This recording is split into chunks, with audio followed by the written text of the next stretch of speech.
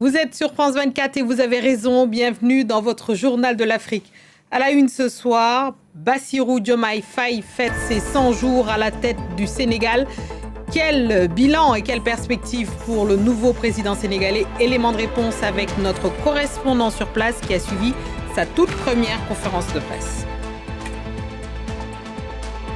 Au moins une femme est assassinée chaque semaine en Algérie.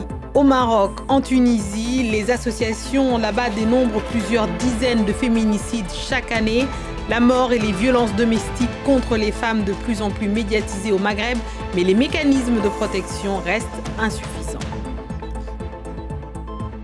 On ira au Cameroun dans ce journal pour rendre hommage au grand Manu. Manu Dibango, l'artiste planétaire, est mort du Covid le 24 mars 2020. L'exposition de photos Saul Makussa Man rend hommage au célèbre saxophoniste en mettant en lumière la richesse et la diversité de l'héritage de l'artiste. Reportage de nos correspondants à suivre.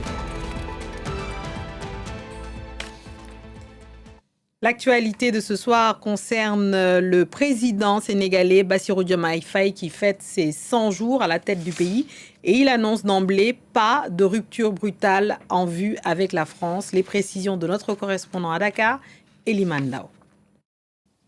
On ne peut pas accepter une situation où il est impossible qu'il y ait un dialogue entre l'Alliance des États du Sahel et la CEDEAO, a martelé le président sénégalais au cours de cette interview. Bassirou Diomaye Faye dit reconnaître la souveraineté du Mali, du Burkina Faso et du Niger et solidaire de la situation sécuritaire difficile qu'il traverse. Il dit agir avec humilité dans le cadre de la mission de la CEDEAO en compagnie de son homologue togolais Fournier Singbe pour mener une médiation entre la communauté économique des États de l'Afrique de l'Ouest et l'Alliance des États du Sahel. En évoquant la politique intérieure, le président sénégalais s'est réjoui de la baisse des prix des denrées de première nécessité entrée en vigueur il y a quelques semaines au Sénégal et se dit prêt à agir pour alléger davantage le coût de la vie au Sénégal. Il a affiché la même confiance en évoquant les contrats pétroliers qu'a signé le Sénégal avec les multinationales étrangères. On va renégocier ces contrats, a-t-il affirmé. Autre question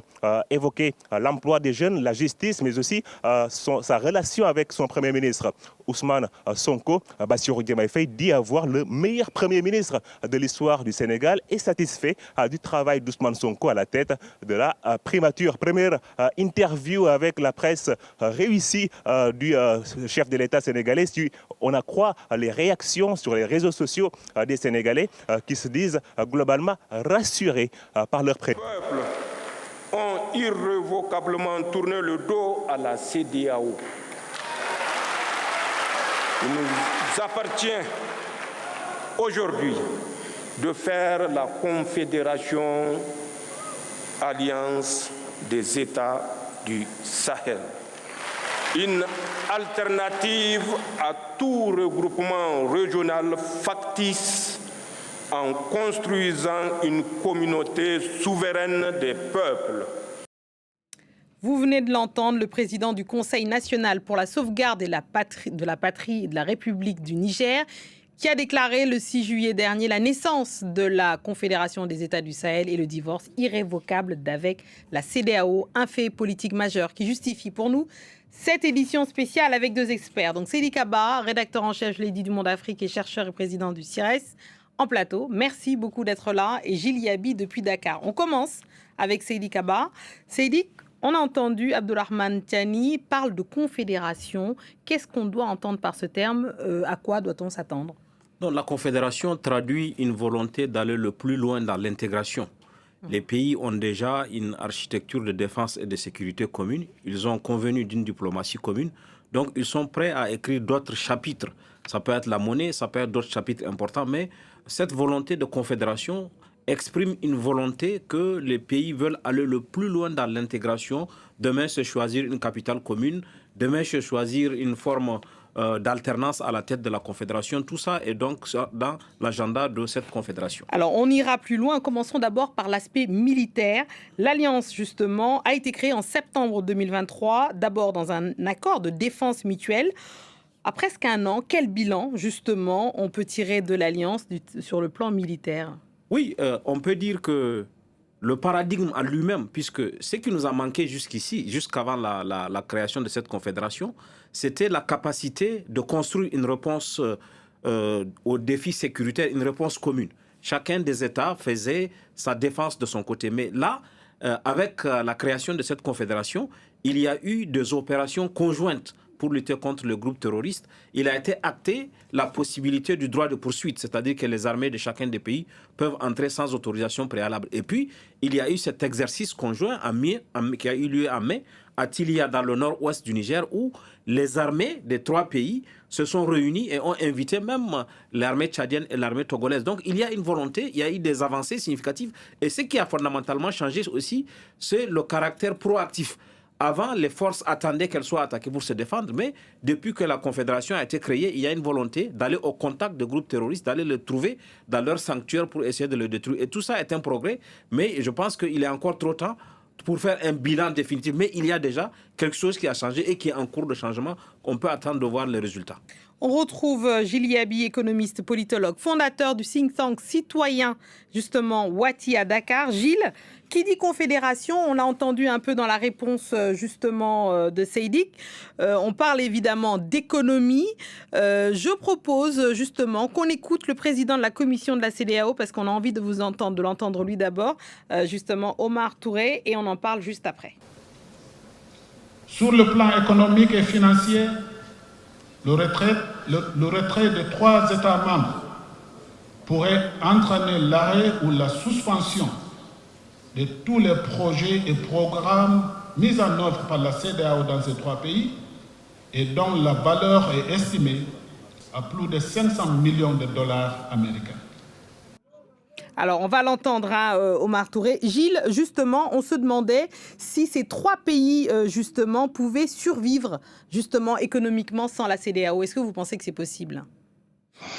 Oui, bonsoir. Oui, évidemment, c'est possible. Hein. Il y a eu des précédents. La Mauritanie fut un membre de la communauté économique des États d'Afrique de l'Ouest, la CEDEAO, et est sortie de cette communauté à un moment donné. C'est vrai que la Mauritanie était dans une situation particulière, un peu à cheval entre l'Afrique du Nord et l'Afrique de l'Ouest, et qui avait une volonté à ce moment-là de se rapprocher plutôt de l'Afrique du Nord.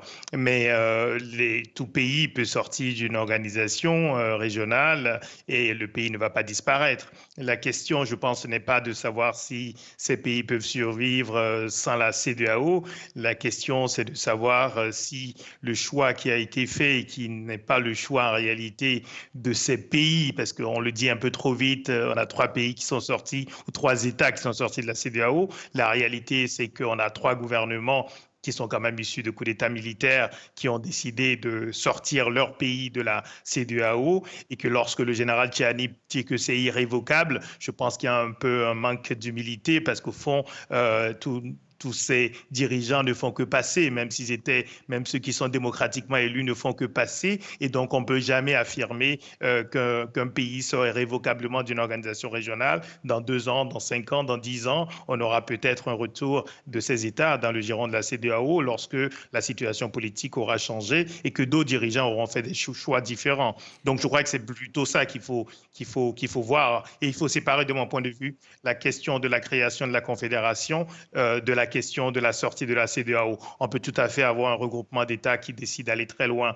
dans leur intégration sans que cela ne remette en cause nécessairement le cadre de l'intégration régionale dans un espace plus important. Alors, on en parlera évidemment de l'aspect politique qui est évidemment capital. Gilles, j'aimerais que vous gardiez la parole parce que sur la table, il y a aussi la question de la monnaie. Seydik l'a dit en préambule, évidemment, il y a l'option de créer une monnaie commune et de sortir du franc CFA. Est-ce que ça, finalement, c'est quelque chose qui pourrait aller très vite et qui pourrait être efficace économiquement parlant, selon vous? Alors, je crois que c'est une excellente question, parce que ça permet quand même aussi de dire que pour l'instant, on a des annonces, on a des On a des actes politiques, on a ce sommet des chefs d'État de l'AES, mais au fond, ce ne sont pas les sommets, ce ne sont pas les décisions, ce ne sont pas les textes qui créent des changements dans la réalité.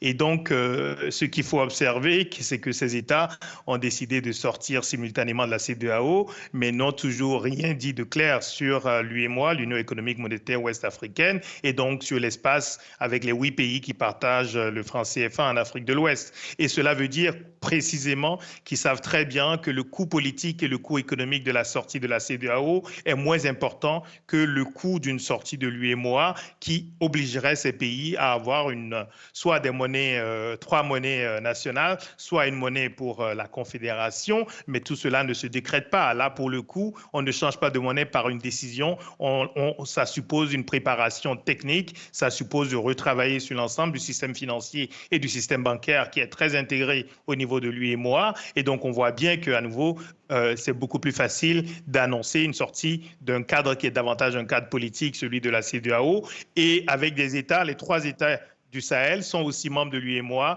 et leurs relations économiques sont surtout avec d'autres membres de l'UEMOA. Donc, on n'a pas, en fait, pour l'instant, une remise en cause fondamentale de beaucoup d'avantages liés à cette intégration, précisément parce qu'il n'y a pas que la CEDEAO, mais qu'il y a aussi l'UEMOA et que ces États n'ont pas pris la décision de sortir de l'UEMOA. Alors, justement, j'aimerais Seydi Kaba, justement, peut-être parler de la réaction de la CEDEAO, justement. Est-ce que la CEDEAO, à ce stade, on peut dire que la CEDEAO a aussi fait des erreurs, tout simplement? Non, la CEDEAO a pu faire des erreurs dans le manque de leadership, dans la réponse aux défis sécuritaires.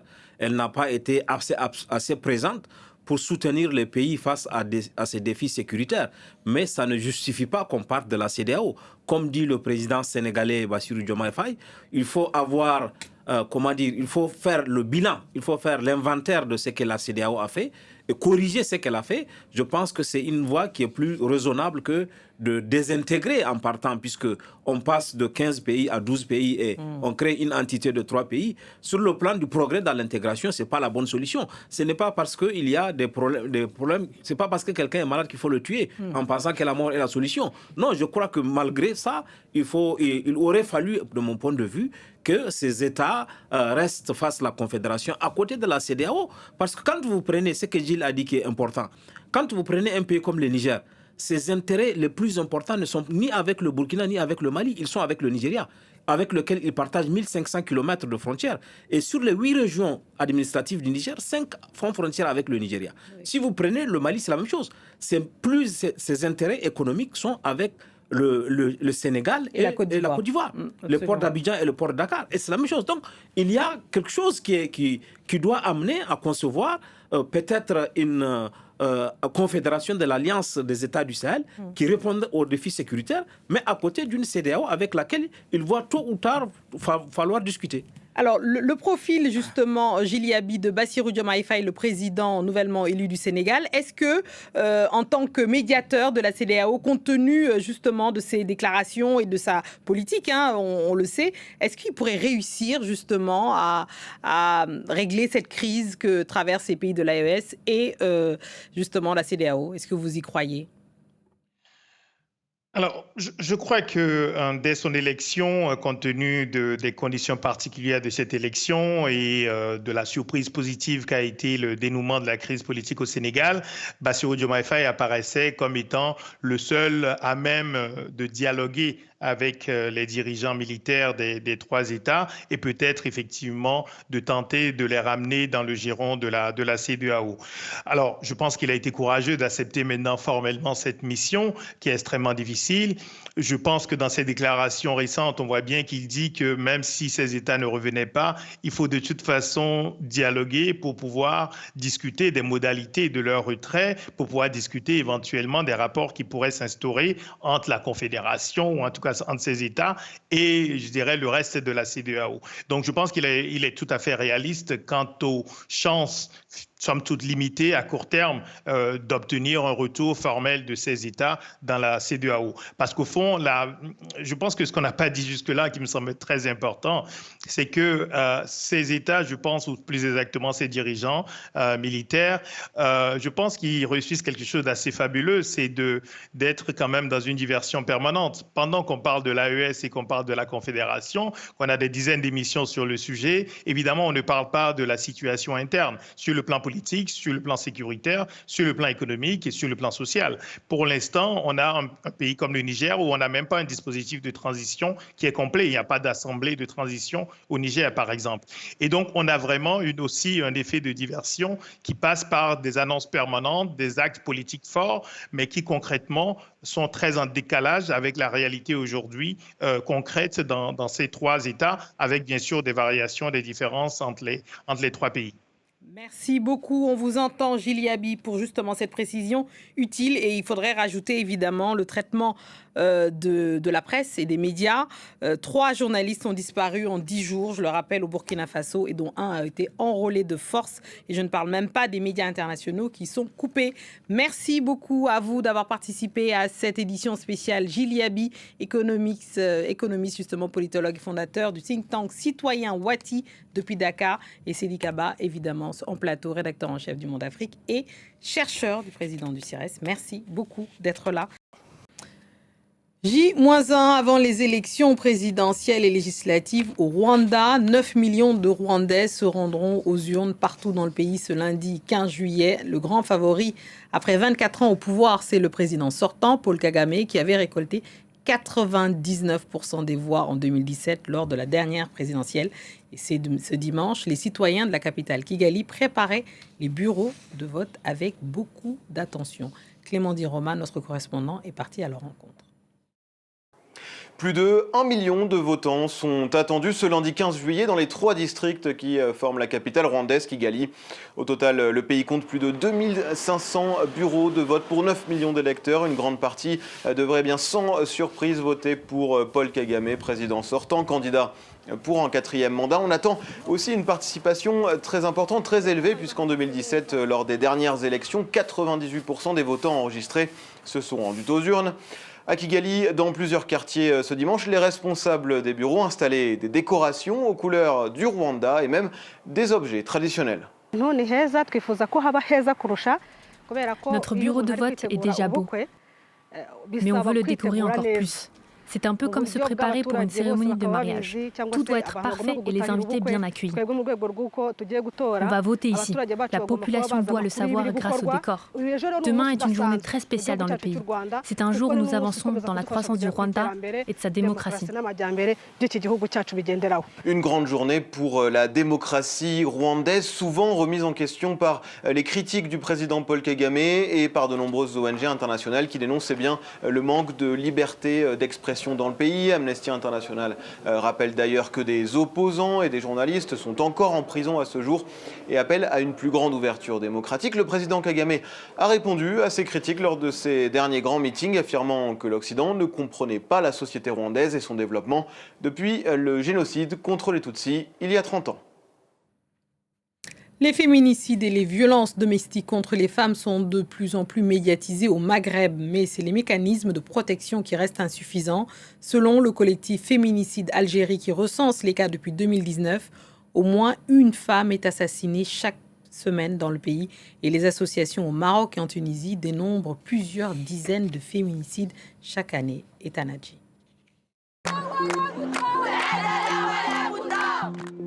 Les violences conjugales, les femmes du Maghreb y sont particulièrement exposées dans le huis clos familial. Mais malgré les obstacles culturels et les stéréotypes véhiculés dans ces sociétés, la parole se libère depuis quelques années. Ce jour-là, à Alger, Farida décide de raconter son calvaire à des journalistes. Elle ne montrera pas son visage afin d'éviter des représailles. Ma vie conjugale, c'était une vie extrêmement misérable. Des problèmes, de la violence et des menaces de mort. Il me battait et allait jusqu'à m'étrangler parfois. Quand je m'endormais, j'avais peur qu'il me fasse quelque chose. Il m'a menacé lorsque j'ai demandé le divorce. Lorsque je demandais la garde de mes enfants, il disait qu'il brûlerait la maison avec une allumette et que personne ne survivrait. Brûlés, égorgés ou battus à mort. Ces dernières années, les affaires de féminicide sont devenues très médiatisées au Maghreb, signe que ces sociétés prennent la mesure de ce fléau, longtemps resté tabou. Emad a lui perdu sa sœur de 23 ans, victime d'un féminicide il y a tout juste un an. Son bourreau, lui, a été condamné à 10 ans de prison. Il s'est mis en colère et lui a versé de l'huile bouillante sur le visage. Il ne s'est pas arrêté là, il a pris un couteau dans la cuisine et l'a égorgé. Pourquoi ces drames? Ils n'ont aucune considération pour leur épouse. Les ONG et associations marocaines, algériennes et tunisiennes recensent chaque année plusieurs dizaines de féminicides et constatent une augmentation alarmante de ces crimes. La Tunisie notamment s'est dotée d'un arsenal législatif en 2017 pour lutter contre les violences faites aux femmes. Mais pour Karima Brini, ces efforts restent insuffisants. On sait, en tout cas pour ceux qu'on a pu identifier, qu'il y en a eu 25 l'année dernière, en 2023. C'est sûr qu'il y en a beaucoup plus, mais c'est énorme. C'est énorme proportionnellement à la population tunisienne. Donc c'est un phénomène grave sur lequel, pour nous, il est important de travailler.